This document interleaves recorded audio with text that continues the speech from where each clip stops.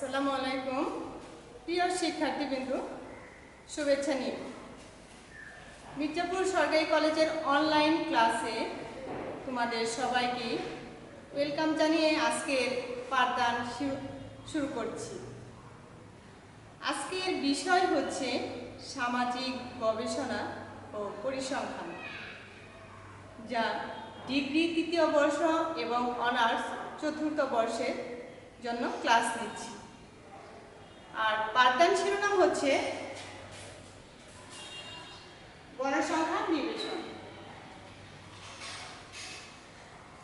এর আগের ক্লাসে তোমাদের আমি গণসংখ্যা নিবেশন করিয়েছি, প্রাথমিক গণসংখ্যা নিবেশন। আজকে আমি তোমাদের করাবো কিভাবে পূর্ণাঙ্গ গণসংখ্যা নিবেশন তৈরি করতে হয়, মানে 5টি কলামের মাধ্যমে। তাহলে প্রশ্নটা দেখো, নিম্নের উপাত্ত হতে সমান শ্রেণী ব্যক্তি নিয়ে 6 শ্রেণী বিশিষ্ট একটি গণসংখ্যা সারণী তৈরি করো। ঠিক আছে, গণসংখ্যা সারণী তৈরি করার আগে আমরা কিছু নিয়ম জানব। এই সর্বপ্রথমে উপাত্তগুলো থেকে যে সবচেয়ে সর্বোচ্চ গণসংখ্যা, মানে সবচেয়ে যে বড় মানটা, সেটি খুঁজে বের করব। তারপর এই উপাত্তর মধ্যে যে সংখ্যাটা সবচেয়ে ছোট, মানে সর্বনিম্ন মান, সেটি খুঁজে বের করব। তার পরবর্তী ধাপ হচ্ছে সর্বোচ্চ মান থেকে সর্বনিম্ন মানের বিয়োগফল বের করব, আর সেই বিয়োগফলটাই হচ্ছে পরিসর। তারপর পরিসরকে আমি শ্রেণীর সংখ্যা দেওয়া থাকলে শ্রেণীর সংখ্যা দিয়ে ভাগ দিব, আর যদি শ্রেণী ব্যাপ্তি দেওয়া থাকে ব্যাপ্তি দিয়ে ভাগ দিব। যদি শ্রেণী ব্যাপ্তি এবং শ্রেণীর সংখ্যা কোনোটাই না থাকে, তাহলে পরিসরকে আমি কি দিয়ে ভাগ দিব? সেক্ষেত্রে তোমাদের শ্রেণীর সংখ্যা ধরে নিতে হবে, কিন্তু শ্রেণী ব্যাপ্তি ধরা যাবে না, মনে রেখো। তাহলে আজকে সেই গণসংখ্যা নিবেশনটা আমি করাচ্ছি। তবে এই অঙ্কের মধ্যে তোমাদের কোনো ভুল নাই, কিন্তু সমাধানে তোমাদের বইয়েতে একটু ভুল আছে, যার কারণে আমি এই অঙ্কটাই তোমাদের করাচ্ছি।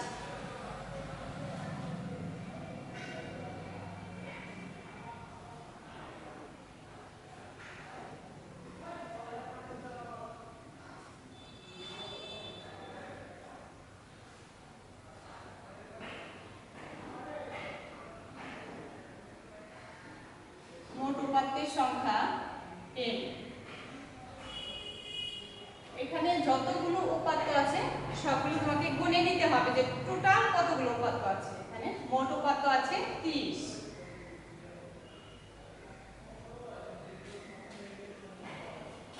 তারপর হচ্ছে সর্বোচ্চ মান।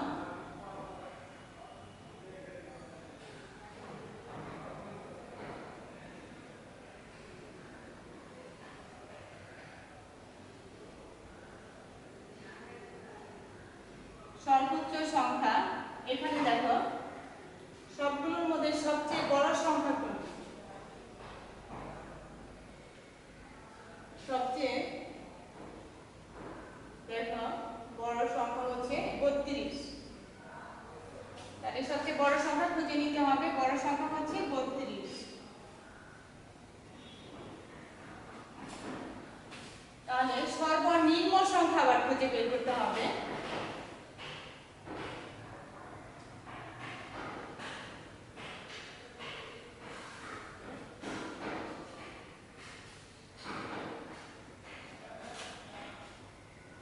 সর্বনিম্ন সংখ্যা কত? সর্বোচ্চ পেলাম আমরা 32, সর্বনিম্ন হচ্ছে দেখো 12।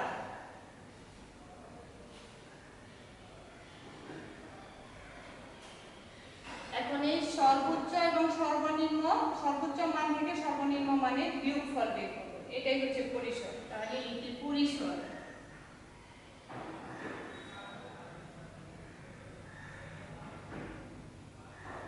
পরিসর হচ্ছে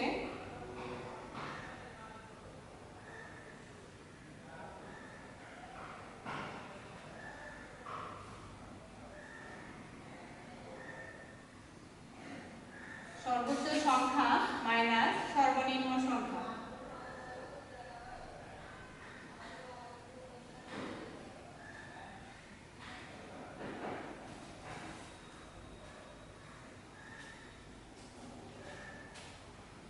তাহলে সর্বোচ্চ সংখ্যা কত আমার 32,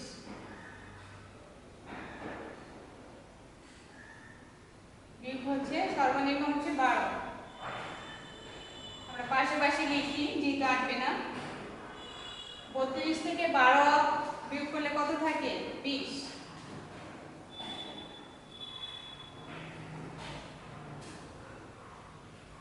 দেওয়া আছে, এখন দেখো রাতে কি দেওয়া আছে, শ্রেণী ব্যক্তি দেওয়া আছে না শ্রেণীর সংখ্যা দেওয়া আছে।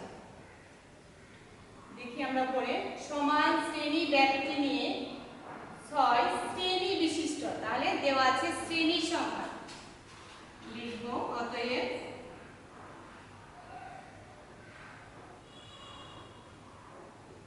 দেওয়া আছে শ্রেণীর সংখ্যা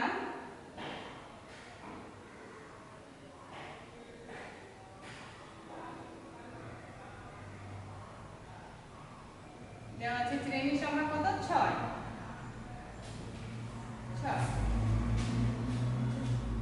অতএব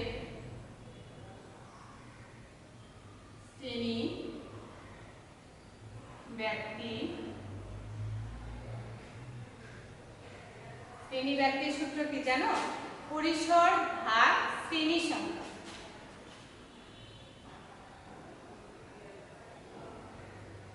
পরিসর ভাগ শ্রেণী সংখ্যা। যেহেতু আসবে না পাশাপাশি লিখি, পরিসর কত? 20, শ্রেণী সংখ্যা হচ্ছে 6। তাহলে 20 কে যদি আমরা 6 দিয়ে ভাগ দিই, ভগ্নাংশ আসে, দেখো ক্যালকুলেশন করে দেখো 3.3 আসবে।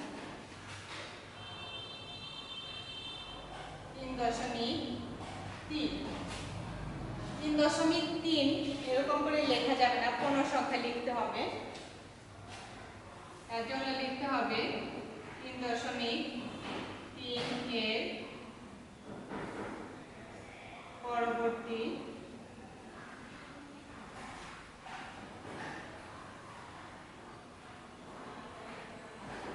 পূর্ণ সংখ্যা 4, পরবর্তী পূর্ণ সংখ্যা 4, তাহলে আমরা 4 লিখে ফেললাম। শ্রেণী ব্যক্তি আমরা কত পেলাম? 4, মানে দশমিকের পরে 1 2 3 যাই আসো তার আগের ঘরের সাথে 1 যোগ করে দিতে হবে। তারপর লিখতে হবে শ্রেণীর নিম্ন সীমা।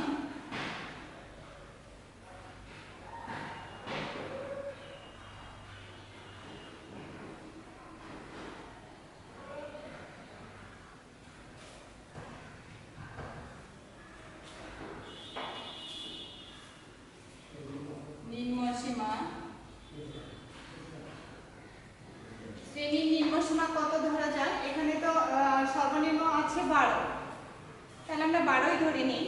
আমরা যদি 12 না ধরে 10 ধরি তাহলেও কিন্তু হবে, কিন্তু 10-এর সাথে যদি 4 যোগ করে দেখা যায় নিচের দিকে 10 রাউন্ড ফিগার পাওয়া যাচ্ছে, উপরের দিকে আবার 14 রাউন্ড ফিগার আসছে না, তাহলে আমরা 12ই ধরে নিই। 12, তাহলে এটুকু বুঝতে পেরেছো? এখন করতে হবে সারণী।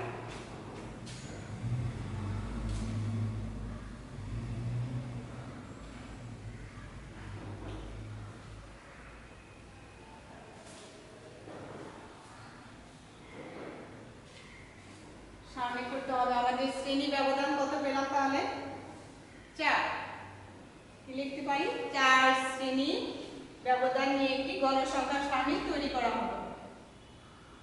4 শ্রেণী ব্যবধান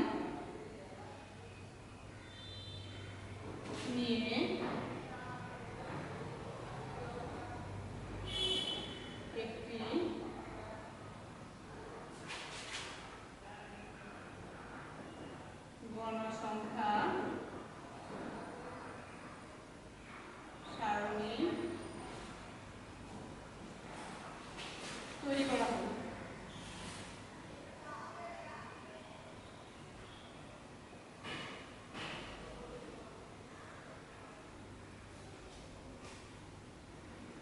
শ্রেণী ব্যবধান নিয়ে একটি গণসংখ্যা সারণী তৈরি করা হবে।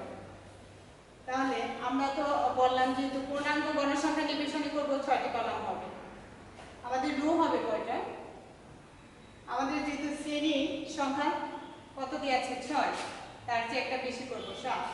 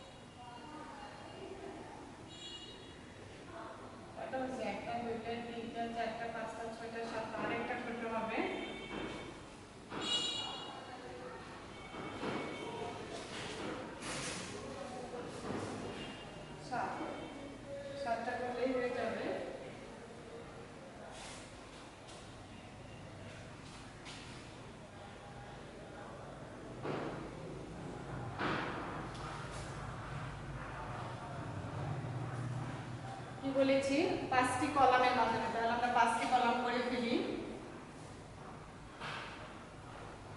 একটা কলাম করলাম, দুইটা,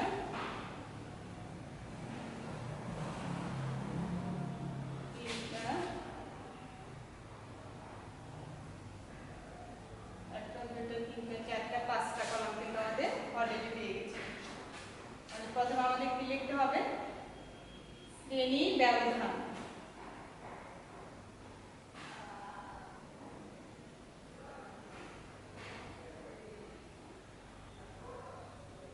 তারপরে কি লিখতে হবে? মিল চিহ্ন লিখতে পারো, ট্যালি চিহ্ন লিখতে পারো। মিল চিহ্ন লিখি,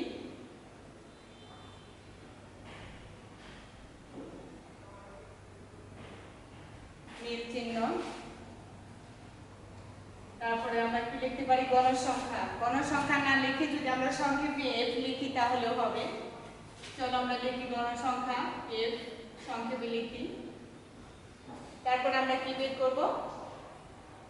শ্রেণীর মধ্যবিন্দু। শ্রেণীর মধ্যবিন্দুকে কিন্তু এক্স দিয়ে প্রকাশ করা যায়। শ্রেণীর মধ্যবিন্দু না লিখে যদি আমরা এক্স লিখি তাহলে কিন্তু হবে। তারপরে লিখতে হবে, আমি লিখে দিচ্ছি, শ্রেণীর মধ্যবিন্দু, মধ্যবিন্দু সংক্ষেপে বলে এক্স। তারপরটা হচ্ছে ক্রমযোজিত গণসংখ্যা।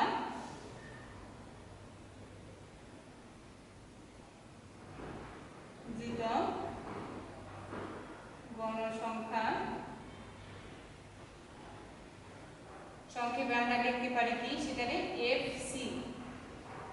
এফসি।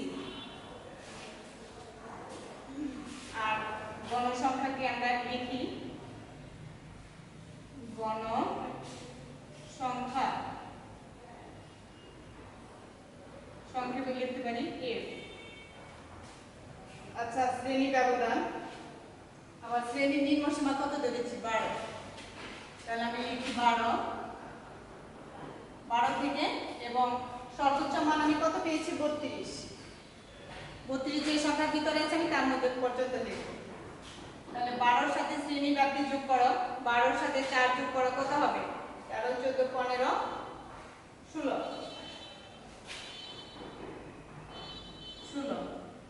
16 থেকে হবে 20, 20 থেকে হবে 24, 24 থেকে হবে 28, 28 থেকে 32। আমি তো উচ্চ সীমা ধরবো না, এই জন্য তার জন্য আরেকটা ঘর যেতে হবে। 32 থেকে 32, 33, 34, 35, 36 পর্যন্ত চলে গেল। এটা আমার শ্রেণী ব্যবধান। চলো এখন আমরা দেখি এই টেস্ট কোন ঘরে আছে। টেস্টটা কোন ঘরে আছে? আমার 24 ঘরে আছে। টেস্ট আছে কোন ঘরে? 24 ঘরে। একটা 25 আছে কোন ঘরে? 28 এর ঘরে। আবার 24 আছে কোন ঘরে? 28 এর ঘরে। 17 আছে 20 এর ঘরে। 28 আছে কোন ঘরে? 32 এর। 29 32 এর ঘরে। 28 আছে 32 এর ঘরে। 12 16 এর ঘরে। 16 আছে 20 এর ঘরে। 20 24 এর ঘরে। 15 আছে 16 এর ঘরে। 14 আছে 16 এর ঘরে। 24 আছে 28 এর ঘরে। 32 কোন ঘরে আছে? 36 এর ঘরে। 28 আছে 32 এর ঘরে। 16টা আছে 20 এর ঘরে। 17 আছে 20 এর ঘরে। 18 আছে, যখন চারটা দাগ হবে 5 নাম্বার ইটালিটা দিবে আর আগে হবে। 21 আছে আমার 24 এর ঘরে। 26 আছে 28 এর ঘরে। 23 আছে 24 এর ঘরে। 31 আছে 32 এর ঘরে। 12 আছে আমার 16 এর ঘরে। 19 20 এর ঘরে। 18 আছে 20 এর ঘরে। 23 আছে আমার 24 এর ঘরে। 20 আছে 24 এর ঘরে। 23 আছে আমার 24 এর ঘরে। 26টা আছে 28 এর ঘরে। 29টা আছে 32 এর ঘরে। তাহলে আমরা ওই উপাত্তগুলোকে কিভাবে সাজিয়েছি দেখেছো, তাই না? এখন এই ট্যালিগুলোকে আমরা সংখ্যায় প্রকাশ করব। দেখো এখানে 4টা দাগ আছে, আমি 4 লিখব। এখানে 7টা দাগ আছে, আমি 7 লিখব। এখানে 7টা আছে 7। এখানে 5টা আছে। এখানে 6। এখানে 1। আমি শুধু ট্যালি চিহ্নকে সংখ্যায় প্রকাশ করব। এখন শ্রেণীর মধ্যবিন্দু। শ্রেণীর মধ্যবিন্দু বের করার নিয়ম জানো? এই শ্রেণীর নিম্ন সীমা এবং উচ্চ সীমাকে যোগ করে 2 দিয়ে ভাগ দিতে হবে, তাহলে শ্রেণীর মধ্যবিন্দু বের হয়ে যাবে। 16 এবং 12 দুটো যোগ করলে কত হয়? 28, তাই না? 16 এবং 12 যোগ করলে 28 হয়। 28 কে যদি 2 দিয়ে ভাগ দেওয়া হয় তাহলে কত হবে? 14।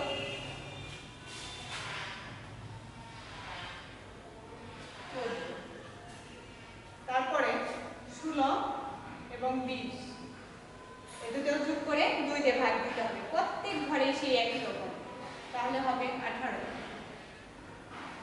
পরের ঘরটাও সেই একই রকম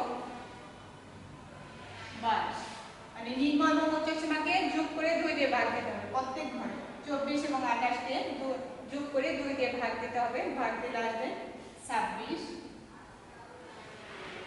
তারপর এটা হচ্ছে 30। তারপর এটা হচ্ছে 32 এবং 36, দুটাকে যোগ করে 2 দিয়ে ভাগ দিলে আসবে হচ্ছে 34।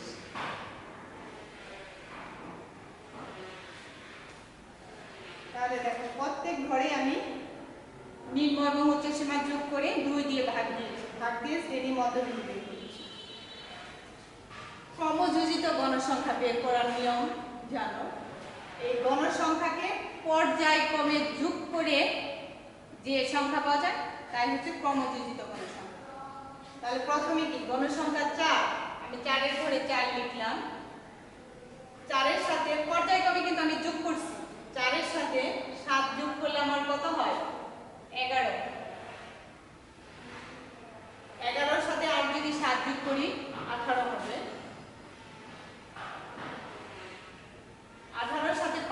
করলে হবে 23।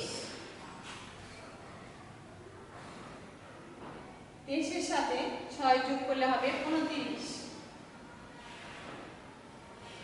29 এর সাথে যদি 1 যোগ করি তাহলে হবে 30। তাহলে ক্রমযোজিত গণসংখ্যা মানে আমি পর্যায়ক্রমে যোগ করে ওই শ্রেণীর মধ্যে লিখে দিয়েছি। তাহলে আমরা এখানে পর্যায়ক্রমে যোগ করে কত পেলাম 30। এখানে আর আমি কষ্ট করে গুণবো না, যেহেতু পর্যায়ক্রমে যোগ করে 30 পেলাম। তাহলে n সমান সমান 30। এই হচ্ছে তোমাদের পূর্ণাঙ্গ পদ্ধতিতে গণসংখ্যা নিবেশন। তোমরা বাসায় বসে প্র্যাকটিস করবা। আজকে যেটা দেখালাম এটাই তোমরা আবার বাসায় করবা এবং এরপরে আবার অন্যটা ধাপে ধাপে করবা। আর তোমরা সবাই ঘরে থাকো, ভালো থাকো, সুস্থ থাকো। আবার দেখা হবে তোমাদের, এই প্রত্যাশা শেষ করছি। আল্লাহ হাফেজ।